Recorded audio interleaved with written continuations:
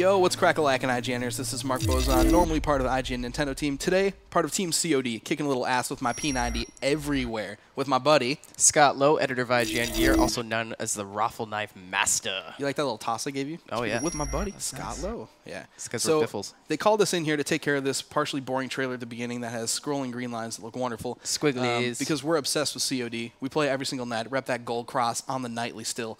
So we're going to scroll it back, which is what we do best at Rewind Theater, and give you guys a little bit of what we're seeing and hearing in this trailer. Yep. So we got lots of squigglies, got some artifacting and people walking by what sounds to be like an airport. Right. Got people talking about, you know, flight status being changed, make sure you attend to your luggage, yada, yada, yada. Yep, elevator door opens, and we will see in a second 3 badasses. Wait for them. There they are. In very nice suits. They are in actually really nice suits. Check that out. Something I would wear. 3 dudes getting into the elevator, and we actually hear them speaking in Russian, and then specifically saying, don't speak in Russian when we get out there. So obviously these guys are doing some sort of espionage mission, right? They say, go with God in Russian, so we know that they're the bad guys. Isn't that wonderful? We know that we're total badasses. Right. Yeah. So they go walking out. They're getting their guns ready, and they're get their bags open. The elevator's going up, ding, ding, ding. And there's another really good shot, by the way. Check that boosh. out. That's almost footage in this trailer. Almost. Almost footage.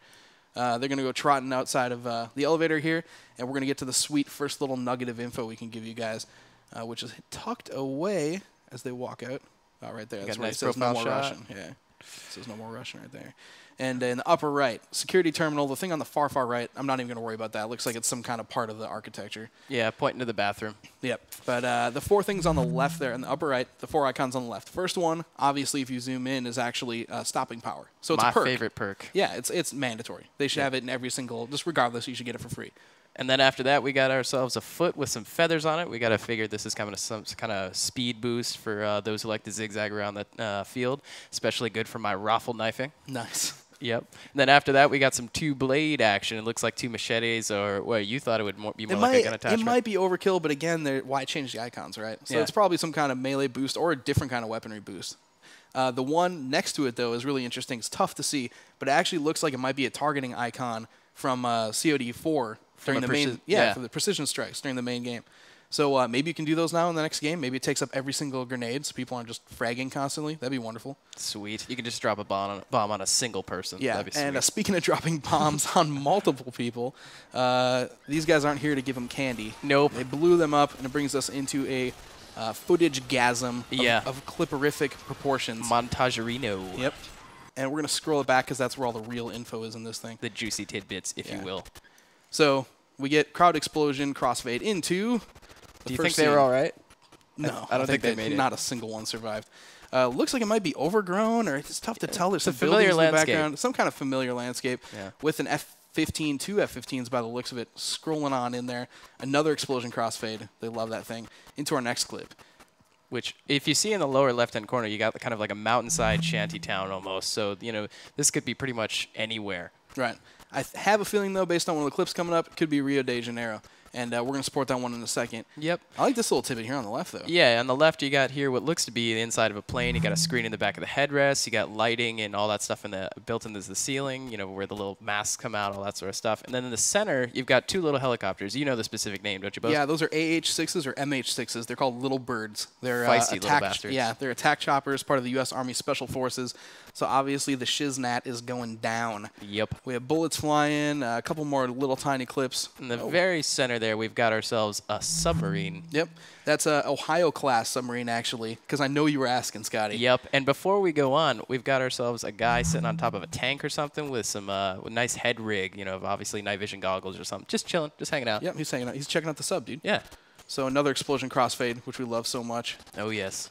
We got some boats in the upper left, so maybe by land, by water, a lot of different fronts. They love to do that in all these games. Mix it up, put you in the pilot seat of different airplanes or helicopters, gunner spots.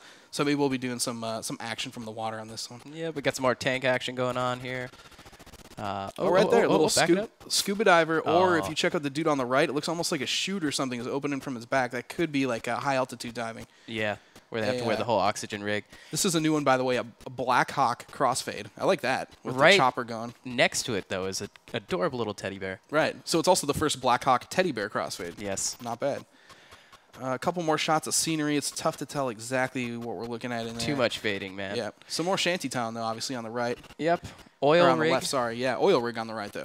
So, again, water and land probably both, being used pretty decent amount. And let me point out the castle on the left, if you want to get some medieval siege going. So they're obviously tripping us up with a lot of different locales. But one of the things that I think we definitely need to look at quick before we move on, it is basically the affirmation that this is, in fact, Rio de Janeiro in the upper left. Looks like that's the Jesus Christ statue that's in Corcovado Mountain in Rio de Janeiro.